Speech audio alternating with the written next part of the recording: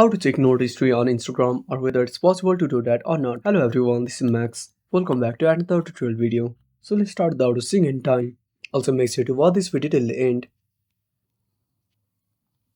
So first of all, open up Instagram on a device. Now tap on the message icon at the top right corner.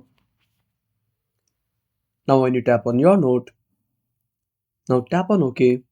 Now as you can see, there is no option to view the notes history.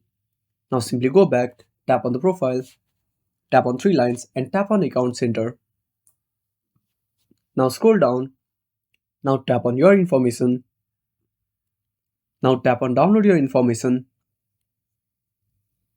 Now tap on download. Now select Instagram. Again tap on next. Now select some of your information. Now wait for some time. Now scroll down. Now as you can see, you cannot find notes here. So unfortunately, you cannot view note history on Instagram. So that's it. Thanks for watching. Make sure to subscribe our channel and hit the bell icon. See you in the next video.